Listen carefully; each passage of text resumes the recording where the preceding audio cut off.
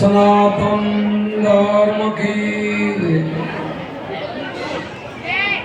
अपने अपने गुरु महाराज की उमाराम महाराज की शंभुराम महाराज की जीतूबा बापू ने कबीर साहेब ने हंस भगवान ने निरांत साहेब ने आज के आनंद की जगा ओम की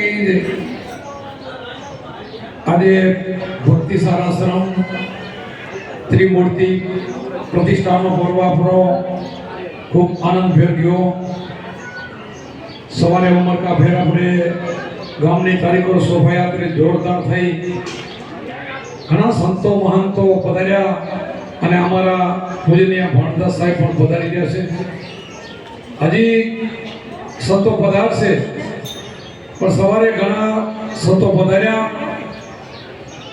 અને હવે જે નવેસર ભણદાસ બાપુ પધાર્યા એમ દેવાદાસ લીલપુરથી પધાર્યા છે અમારા નાણદાસ ને સામળદાસ દિયોદર બાજુથી પધાર્યા છે જે સંતો આવી રહ્યા છે આપણે એમના સત્સંગ બધાનો સાંભળશું જે બાર ભાઈઓ બેઠા હોય એ બધા ધીરે ધીરે મંડપમાં નજીક આવી જાય અને બધા એને સત્સંગનો લાભ આપીએ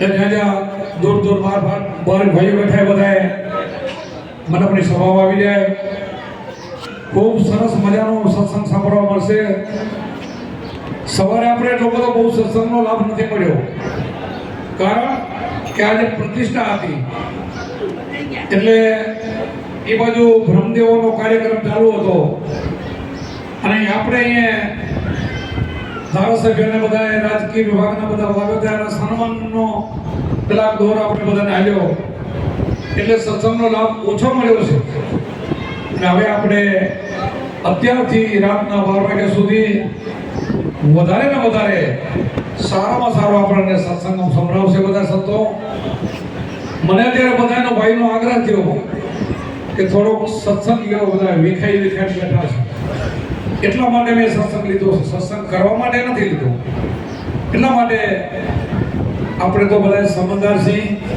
વિવેકી છીએ બધા ગુરુના વાલકા છીએ અને આવેલા સંતોના બધાને આપણે સેવા કરવાની અને સમણ પકડો છો પણ સેવામાં ક્યાંય ચૂક ના આવવી જોઈએ જ્યાં જ્યાં બેઠા હોય બધાએ રસોડાનું કામ સંભાળતો હોય પોતપોતાનું જે કામ સંભાળે એને સંભાળવાનું બાકી બધા ભાઈઓ છે એ બધાએ અત્યારે નજીક આવીને બધા સત્સંગ સાંભળે સત્સંગ મનનો ખોરાક છે સત્સંગ આપણે રોજ સાંભળવો જોઈએ સત્સંગ એક દિવસ માટે નથી સત્સંગ આપણો જીવન સત્સંગ ઉપર છે બધો આપણને સત્સંગ ન મળે ને તો કીધું એક સંતો કીધું કે સુરતા નિગમમાં જાય સત્સંગ સિવાય મન સુધરે નહીં સુરતા નિગમ ભલે જાય ને તોય મેળ ન મળે એટલા માટે સત્સંગ સાંભળીએ ને તો આપણો વૈરાગ જાગે આપણો પ્રેમ ભક્તિમાં વધે એટલે સત્સંગનો બહુ જરૂર છે તેમ અલગ અલગ મુખ્યથી નવા જે સંતો આવે એનો સમાગમ થાય એમનો સત્સંગ સાંભળી તો આપણું ભજન વધી જાય જે હોય નથી વધે ભજન સત્સંગથી જ વધે જે માણસ ઉપદેશ રહીને પછી સત્સંગમાં હોય ને એનું ભજન પણ છૂટી જતું હોય છે કારણ કે એને કુવિચારો બીજે માર્ગે દોરી જાય સત્સંગથી છોડાવી દે એટલે બીજે માર્ગે દોરવા માટે સત્સંગની જરૂર છે ધર્મના પાયા તો દુનિયામાં અનંત છે પણ આ તો એક જૂનો ધર્મ છે આપણો અત્યારે આ છે ને આપણો ધર્મ નાનો નવો નથી કે અહીંયાથી નવો હમણાંનો નીકળેલો નથી માર્કંડ ઋષિએ શિવજીનો ઉપદેશ આપ્યો હોય શિવજી પાર્વતીનો ઉપદેશ આપ્યો હોય આપણા અવતાર પુરુષમાં એક પણ રામકૃષ્ણ રામદેવ કોઈ એવો નથી કે જેને ગુરુ નથી તો ગુરુ હોય ને ઉપદેશ કયો હોય આ જોઈએ બીજો કયો હોય ઉપદેશમાં કઈ નવા ઉપદેશ તો હોય નહીં આત્મા જ્ઞાન જ હોય આત્મા લક્ષ્ય જ હોય અને બધા સંતો કહે ને બધા અમે કહીએ ને મીરાબાઈ કહે કે આત્માને ઓળખ્યા વિના લક્ષોરસી નહીં મળે ભ્રમણાને ભાગ્યા વિના ભવનો ફેરો નહીં મળે તો આત્માને ઓળખાણ નથી તો બીજો ભવનો ફેરો તો કેમ ડરશે તો બીજો અજ્ઞાન જ છે પોતાના સ્વરૂપને ઓળખે એ અજ્ઞાની આંધળો કીધો છે એક સંતો એમ કીધું કે બોલે બીજો નથી છે પરમેશ્વર પોતે અજ્ઞાનીને આંધળા અર્ગાજીને પોતે કે પોતાના અંદર સ્વને ન ઓળખે ને એ અજ્ઞાનીને આંધળો છે તો એના માટે ગુરુ, એના માટે સંતો, આ વાત બીજે ક્યાં જાણવા મળશે? નહીં મળે. ઠીક છે, આપણે દેવ દર્શન કરવા જાય તો બધું ઠીક બધું કરી છે, પણ એનાથી કાંઈ તમને જ્ઞાન નહીં મળી જાય. કોઈ મંદિરમાં કોઈ ભગવાન કોઈ મૂર્તિ તમને ઉપદેશ નહીં આપે, જ્ઞાન નહીં આપે. જ્ઞાન તો એ જીવતા જાગતા સંતો પાસેથી જ મળશે. જ્ઞાન બીજે ક્યાંય નહીં મળે. અને આવું ચોખ્ખું નચટ જ્ઞાન, શુદ્ધ આવું ગુજરાતી ભાષામાં સમજાવવાળા કે અજ્ઞાન અંધકારથી દૂર, ભ્રમણાથી દૂર, ક્યાંય પણ નહીં, કટપટપટમાં પડે નહીં અને ચેતનને પૂજવાની વાત કરે. જળની વાત બહુ ન કરે. જળ તો ગુણની પૂજા છે, આ તો ચેતન સિવાય કાંઈ કામ થાય નથી. ચાર વેદો પર આપણે એ સમજાવે, આમ બ્રહ્મસ્વી જે ચાર વેદો આપણને કહેવા માંગે છે ને કે તારા સ્વરૂપને તું ઓળખ, તું તને ઓળખ. એટલે તને ઓળખવા માટે શું? દેહની વાત નથી કરતા. દેહનો તો દેહાધાર છોડી દેવાનો, દેહનો અભિમાન છોડી દેવાનો. દેહ તો નહીં કે આ ચરખો છે ને, નહીં આલે હરખો, આ ચરખાની આસ ન કરજો. આની આશા નથી કરવાની, પણ આની અંદર જે એક બ્રહ્મ બેઠો છે, પરમાત્મા બેઠો છે ને, એનું સમન કરવાનું છે, એનું ભજન કરવાનું છે. અને એનું ભજન આપણને આવા સંતો પાસેથી મળે, બીજે નહીં મળે. એ બીજે ક્યાં આટામાં નથી વેચાતો, આ પુસ્તકમાં નહીં મળે. એ અમારે કીધું સંતોએ કે લખ્યા કાગરે એલી સૌ કોઈ વાંચે, કોરોના વાંચે, કાંઈ કોરો જ એકાગ્રે વાંચે. ધર પુરાવાનો હોય તો કોરો વાંચવાના. આ વાંચેલા નથી બોલવાના, આ શ્લોક નથી બોલવાના, આ લખ્યા છે જ નહીં. આ તો અનુભવની વાણી સંતોની પોતાના અનુભવનું નિચોડ કરીને બોલે છે. પોતાને જે પ્રાપ્ત થયું છે, પોતાના અનુભવ થયા છે, એની વાણી બોલાવ્યું છે. જે કે અંદર ગગન મંડળના ગોખમાં ન સૂતો નિરાધાર, ત્રણ પુરુષોની સેવા કરે, રામ કબીર અનુકાર. આ કયા ત્રણ પુરુષો છે અને કઈ રીતે સેવા કરે છે? આ બધું જ્ઞાન માર્ગમાં આવો ને તો ખબર પડશે કે જ્ઞાન શું કહેવા માંગે છે. તમારી અંદર ખજાનો ભર્યો, ખજાનો. આમાં કઈ ખજાનો ઓછો નથી. એટલે તો કહી છે કે સંતોના પાસે, સદગુરુને પાસે 68 તીર્થ પડેલા છે.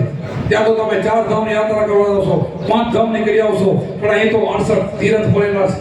એ જાઓ ને એટલે બધું જ મળી જાય. એક સાથે સબ સદાય, સબ સાથે સબ જાય.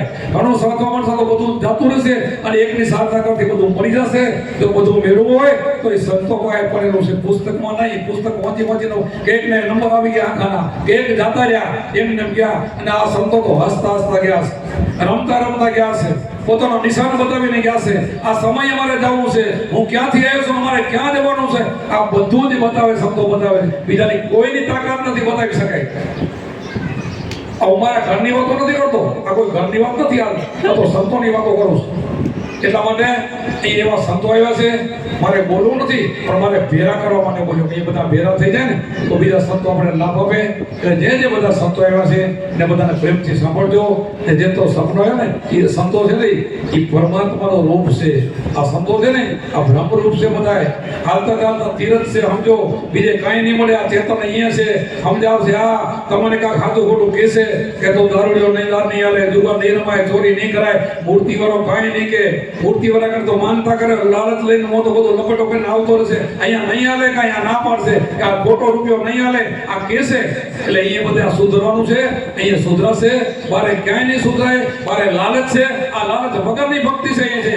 એટલા માટે વધારે નહીં બોલો. મારી વાણીનો વિરામ આપું છું. દૂર દૂરથી ઘણા બધા હરિભક્તો આવ્યા છે, આપણને ઘણો સત્સંગ કર્યો છે. બોલો સદગુરુદેવ કી જય.